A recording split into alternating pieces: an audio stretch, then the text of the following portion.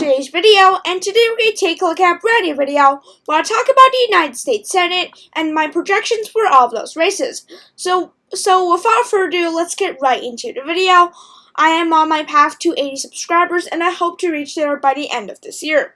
Starting from the safe Democratic states, we have Oregon, California, Illinois, and the West Coast. So I filled in all these safe Democratic states and Hawaii, of course, for the Democratic Party. Now for the Republican Party, Idaho, Utah, the Dakotas, Kansas, Oklahoma, Missouri, Iowa, Arkansas, Louisiana, Alabama, Kentucky, and Indiana. These states are all considered to be safe, as well as South Carolina, Alaska. Some of these races could be more competitive, such as Missouri, Indiana, South Carolina, and Alaska. All of these races are considered to be a little bit more competitive, or Missouri and Indiana. Indiana was won by Todd Young by just about 8 points last election, while Missouri, Eric Greitens is not the strongest candidate, but given the environment, I think all of those will be safe for the Republicans. Going to likely Democratic states, we honestly only have one state, and that is the state of Washington, where Patty Murray will be trying to win re-election. If we look at past elections, and if we look at the last election where Washington was on the ballot, Patty Murray won by 18 points. But if we go back sometime, Patty Murray was only able to win by 4.7 points in 2010. However, given the circumstances, it's not going to be under 5%, but due to the popular vote and the generic ballot not being so good for Democrats, Washington will be likely. Now going to the likely Republican states, I have the state of Ohio and the state of Florida. Both of those races were pretty solid for the GOP last time around. Ohio is a little bit more competitive overall, but given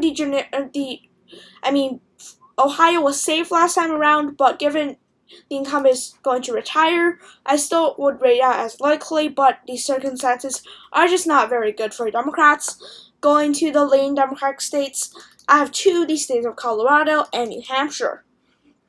Colorado, with Michael Bennet, I don't think the race will necessarily be super competitive, but the margin will definitely go down to about 5 points, which is basically the edge between lean and likely.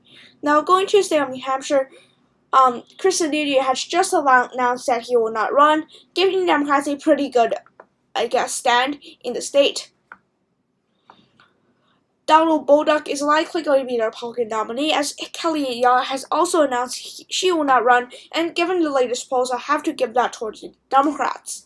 Now going to the lean Republican states. Honestly, the GOP has a great shot at winning all of these remaining states, giving the Republicans 53 seats to the Democrats 47.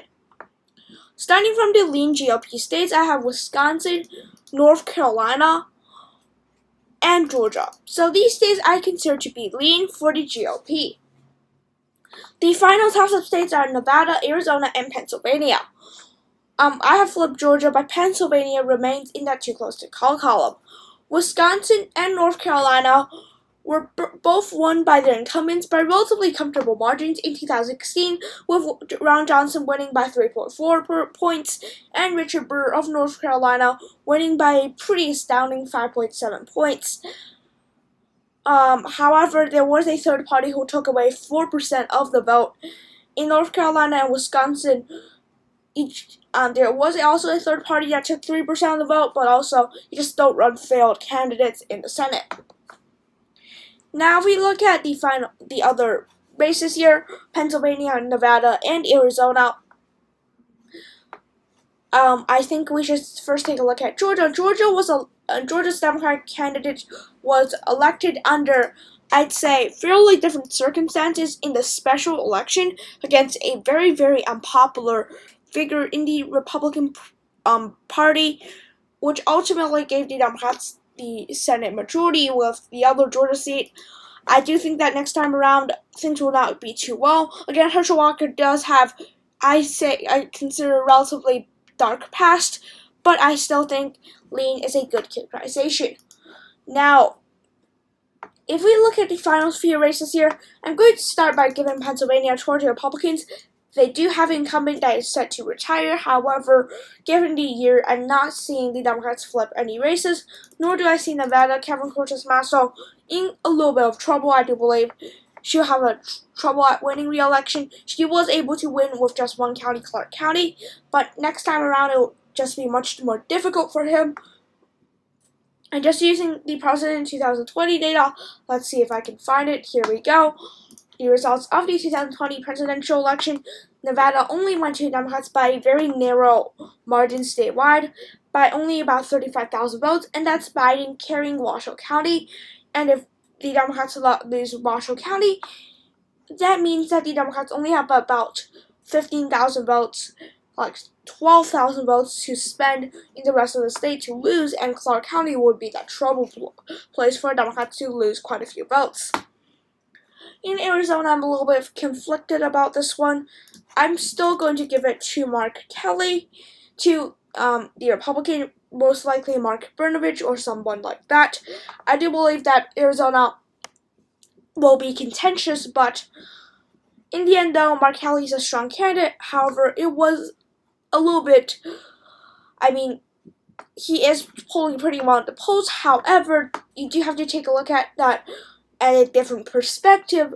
Mark Kelly was leading by about 8 points in the polls, and he only won by 2.3 points statewide in 2020. Now, if we go to 2022, he's leading by some polls maybe 5 points, some polls maybe 10 points. If he's leading by 5 points when the election comes around, and there's another about a similar swing. Now, I'm not going to guarantee you that there will be the same swing or even a swing, but if the swings stay the same and the changes stay the same, Mark Kelly will lose by 0.7 points. Now, that's purely speculation, but you get the point here. Mark Kelly is not the strongest candidate. It's pretty strong, but the results are just not in favor of him, even the polls. And McSally was just a failed candidate, and the Republicans probably shouldn't have ran her again. Which leaves it to our Senate map of 53 Republicans and 47 Democrats. If you enjoyed today's video, be sure to like today's video, subscribe to my channel for more content, and I'll see you guys hopefully in my next video. Maybe tomorrow, maybe the day after that. Thanks for watching. Have a nice day, and bye. Also,